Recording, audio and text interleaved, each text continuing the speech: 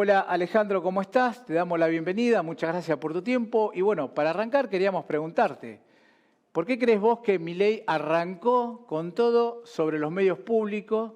¿Por qué crees que, o da por lo menos la sensación de que va a ser una de sus primeras medidas? Hola, ¿qué tal? Buenas noches. Creo que puede tener varias interpretaciones. En principio, lo que dijo es porque, bueno, no entra dentro de su paraguas conceptual y teórico en el cual solamente existen relaciones o actividades que puedan ser rentables, ¿no? Entonces, para él los medios evidentemente solo pueden ser comerciales, ¿no? Medios que lucro, no entra dentro de su idea la posibilidad de que puedan existir medios que no busquen el lucro, sino que puedan satisfacer otras necesidades comunicacionales y otras funciones sociales valiosísimas, ¿no? Eso es como una primera medida más, una primera aspecto más teórico. Y después hay interpretaciones que, bueno, digamos, es un globo de ensayo que le permitiría eventualmente a Milei mostrar como una suerte de ajuste o inicio de ajuste, que a mi manera de ver sería simbólico, porque los medios públicos o las empresas de medios públicos no son un lugar donde se gasten grandes proporciones del presupuesto nacional, ¿no? Es un sector es ínfimo, pero sí tendría mucha pantalla, sería un conflicto bastante visible y sobre un grupo de empresas que tienen un cierto valor simbólico, ¿no? Entonces, le permitiría visibilizar de alguna forma el anuncio, que es ajuste, ¿no? Para qué es lo que espera algún sector de su electorado. Y por otra parte, me parece que también sería un ensayo para medir la reacción social y la reacción de los sindicatos o el sector de los trabajadores, ¿no? Entonces, le permitiría forma y ver qué tipo de organización, de reacción tiene, por ejemplo, pensemos la CGT y ya no solo los gremios vinculados al periodismo o a los medios públicos, sino también en qué tipo de adhesiones tendría la resistencia o la combatividad que puedan tener los gremios en estos distintos tipos de medios. Y bueno, también eventualmente les serviría para comenzar a disciplinar, ¿no? Al resto del sindicalismo. Entonces me parece que es como una suerte de señal hacia el sector de los trabajadores, una suerte de señal sobre lo que piensa, sobre los medios. Y además, otro elemento que para mí también es muy valioso es en Canal 7, pese a lo que piense Milei y pese a lo que piensen muchos, hay periodistas muy serios que hacen bien su trabajo y que eventualmente, ya no digo que podrían ser un espacio crítico, pero sí un espacio de rigurosidad periodística, de presentación de una agenda que no necesariamente haga seguimiento o haga seguidismo de la agenda de gobierno de Milei. Entonces, también sería una manera de apagar uno de los espacios en los cuales podría aparecer información que no sea conveniente para su gobierno, ¿no? Entonces me parece que son varias puntas que uno podría ir juntas de por qué comenzar por ahí, ¿no? Y no es casual, me parece que comience por los medios públicos y también por IPF, ¿no? Como símbolo, si se quiere, de la recuperación de las capacidades estatales que realizaron los anteriores gobiernos, puede tener que ver con eso. Alejandro, dentro del marco legal, ¿cómo sería esa avanzada del Ejecutivo para poder privatizar los medios públicos? ¿De qué herramienta necesita el Estado para poder llevar adelante esa privatización? Sí, yo creo que va a necesitar en principio de una ley, ¿sí? En Argentina puede pasar cualquier cosa, eso lo sabemos. Puede también decreto y que sea reconocido por el Congreso y eventualmente eso valer como herramienta legal, pero en principio necesitaría una ley digamos como se hizo cuando fue la ley de reforma del Estado, ¿no? En la ley de reforma del Estado, que vos bien mencionaste aquella frase de Dromi, que justamente lo que inició fue un periodo periodo de privatizaciones que también incluyó a canales que en ese momento estaban en manos del Estado. En ese momento fue una ley que permitió, digamos, o facilitó, dio el puntapié inicial a un conjunto de privatizaciones. En este caso, creo que lo mismo necesitaría ley, y también dependerá mucho de qué medios son los que juego, porque, digamos, una cosa es una empresa, ¿sí? Que es una agencia de noticias, que, por ejemplo, Telam no tiene acceso a licencias, no tiene acceso a una licencia de audiovisual. Otra cosa son Radio Nacional, sus distintas estaciones de su red, que es inmensa, y otra cosa es Canal. Son como distintas zonas. Al mismo tiempo, Radio Nacional y Canal 7 están en una que se llama Radio Televisión Argentina. Por otra parte, otro grupo de públicos que es Encuentro, Deporte TV y Paca Paca, que forman parte de otra empresa, funcionan fundamentalmente en el cable de la TDA. Con lo cual, digamos, van a tener que hacer distintas herramientas legales, ¿sí?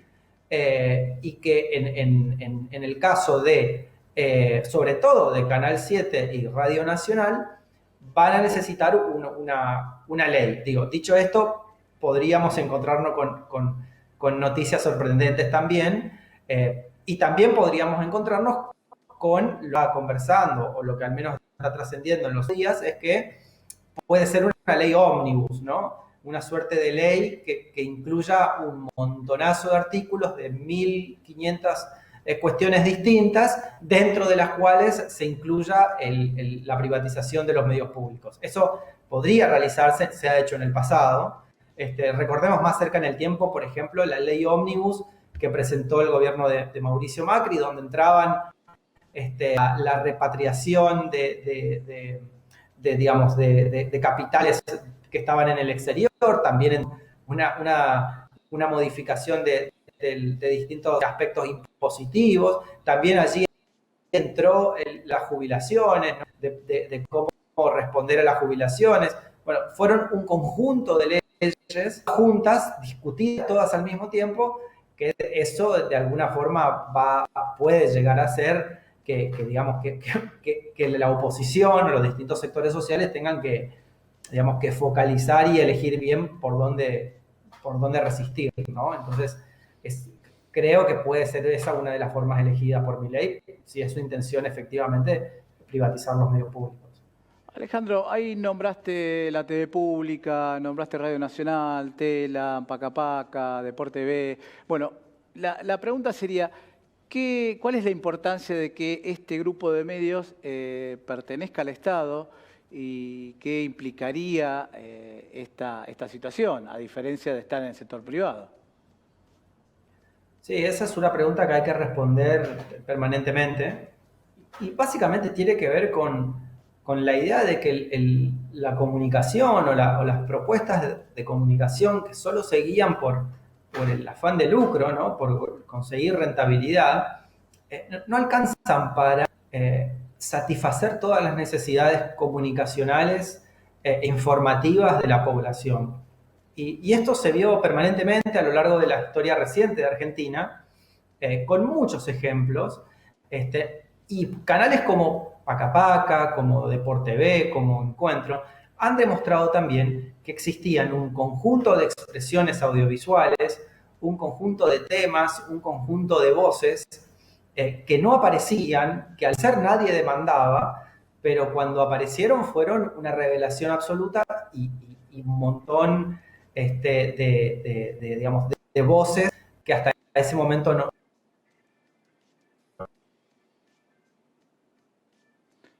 Ahí se cortó la comunicación.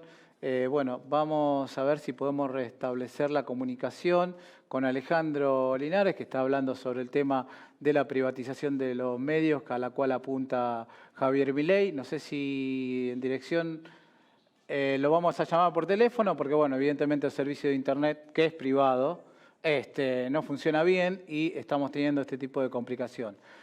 Decía, estábamos en comunicación con Alejandro Linares. Ahí no sé, me están diciendo que volvió, o sea que Alejandro, ¿vos me escuchás bien? Sí, perfecto. Ah, buenísimo, se nos había cortado. Bueno, estaba hasta terminando de decir que la importancia de los medios, ¿no? Que por qué tienen que ser del Estado y no del sector privado.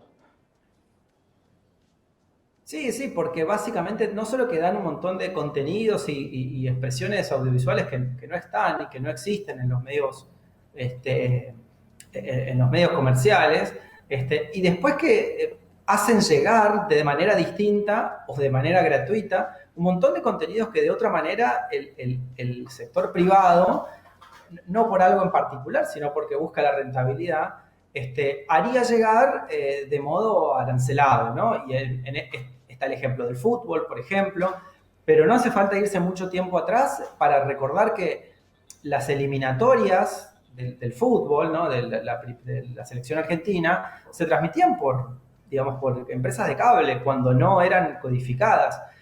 Por lo tanto, un partido como el de hoy, que van a jugar Argentina y Brasil, que hoy hemos naturalizado que se transmite por la TV pública y que llega a cualquier lado, incluso para quienes no tienen cable, bueno, eso puede cambiar, porque en definitiva el privado puede decidir que la mejor manera de transmitirlo es arancelándolo o poniéndolo en un paquete pago, en un paquete premium, ¿no? Entonces, la TV pública también garantiza, ¿no?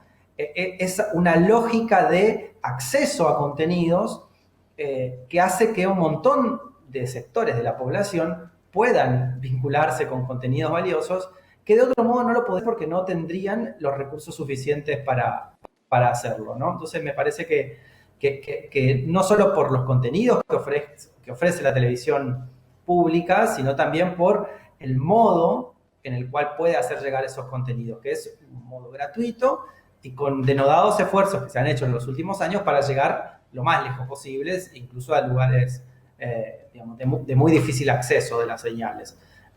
Por lo tanto, son varios los motivos y varias digamos, las razones sociales y culturales que justifican contar con medios públicos. Obviamente que es importantísimo que mejoren los medios públicos, que dejen y algunas costumbres, como, bueno, como hacer seguidismo gubernamental permanentemente, digamos, como no ofrecer suficiente pluralismo. Digamos, los medios públicos tienen el desafío de mejorar sus prestaciones, de ser cada vez más diversos, de ser cada vez más plurales, de dar alternativas a un montón de voces que de otro modo no aparecen en el resto de los medios.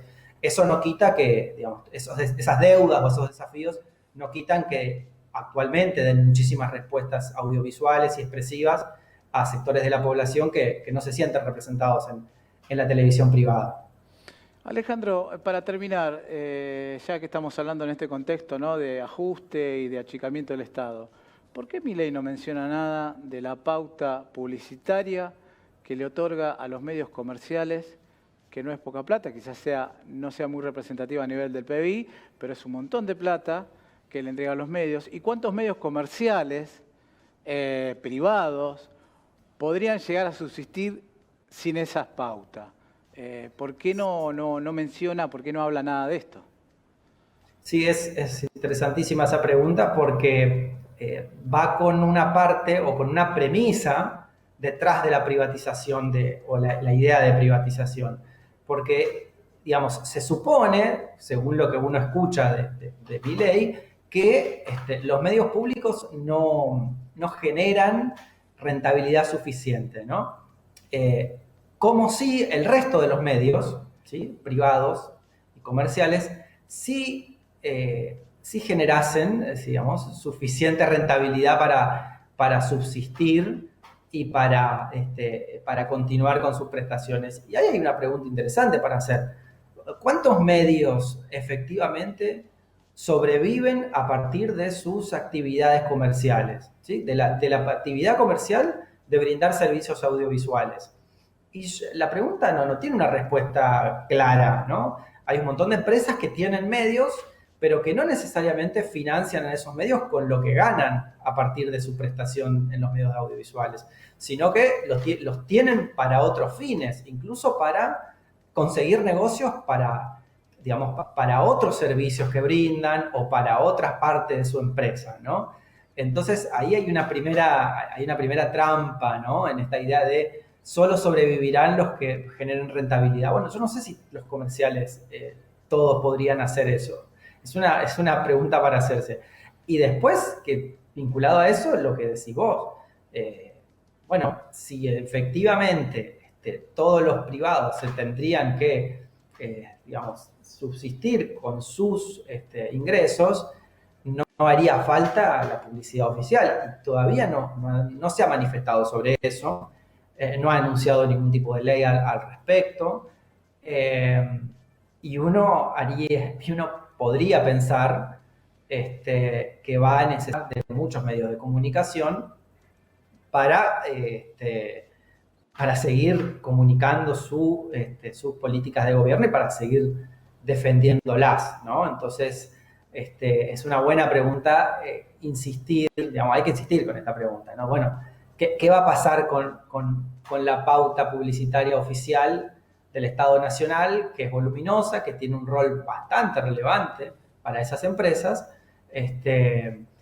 sobre todo teniendo en cuenta desde el paraguas ideológico que plantea Milei permanentemente, de que el Estado no tiene por qué interceder o meterse en ninguna actividad, ¿no? Entonces, parecería que, en principio, para algunas cosas sí el Estado se podría meter de un modo bastante direccionado, digamos. Veremos qué es lo que hace.